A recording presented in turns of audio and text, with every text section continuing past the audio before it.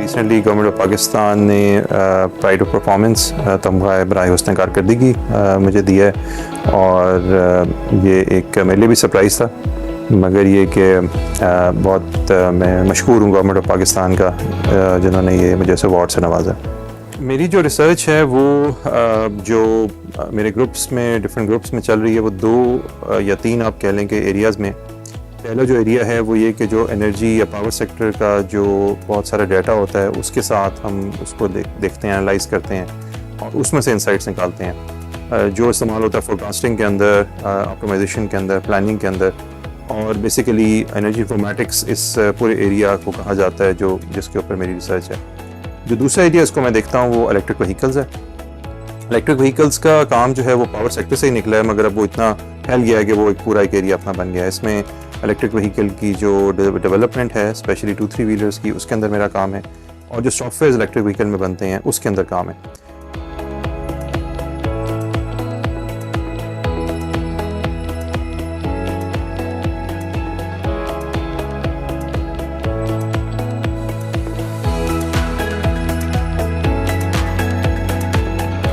साथ ही साथ मैं कुछ ऐसे इनिशिएटिव्स में भी इन्वॉल्व हूँ कि जहाँ पे हमने कुछ कंपनीज नई बनाई हैं, स्टार्टअप्स बनाई हैं इलेक्ट्रिक व्हीकल के अंदर, बैटरीज़ के अंदर और एनर्जी एफिशिएंसी के अंदर। मेरा जो अभी जो जिस एरिया में आप काम करना थोड़ा बहुत देख रहे हैं जो एनर्जी से ही निकल रहा है वो क्लाइमेट इंफॉर्मेटिक्स का है, और ये एक नया एरिया है जिसको हम अब देखना शुरू कर रहे हैं। नेशनल सेंटर ग्रेटर इन क्लाउड कंप्यूटिंग 2018 में गवर्नमेंट ऑफ पाकिस्तान ने लॉन्च किया था। इसका सेक्रेटेरिएट लम्स के अंदर है और इसकी लैब्स 11 डिफरेंट यूनिवर्सिटीज़ के अंदर हैं। लम्स में भी इसकी 2 लैब्स हैं, लेकिन इसके अलावा 5 डिफरेंट शहरों में 11 डिफरेंट यूनिवर्सिटीज़ के अंदर 12 लैब्स हमारी हैं।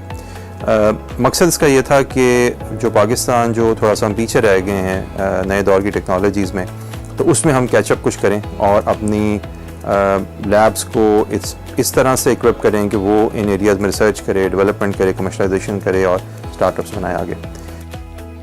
HEC के जो उस ज़माने में जब हमें ये फंडिंग अलॉट हुई थी तो काफ़ी कम्पिटिटिव प्रोसेस था। कोई 56 लैब्स ने अप्लाई किया था और उसमें से 12 लैब्स सेलेक्ट हुई थी, और क्योंकि लम्स के अंदर 2 लैब्स सेलेक्ट हुई थी तो यहाँ पे लम्स को ये ऑनर दिया गया कि उसका सेक्रेटेरिएट लम्स के अंदर है। सारी जो एक तरह से कॉरेस्पॉन्डेंस है, कन्वीनरशिप है, या आप कह लें कि जो HEC के साथ कम्युनिकेशन है गवर्नमेंट के साथ, वो यहाँ के थ्रू होती है। इन द पास्ट 5 ईयर्स यानी कि पिछले 5 साल के अंदर हम लोगों ने काफ़ी इसमें काम किया, और जो टारगेट्स हमें दिए गए से मैं कह सकता हूँ कि उससे कई गुना ज़्यादा आउटपुट हम इसमें दे चुके हैं।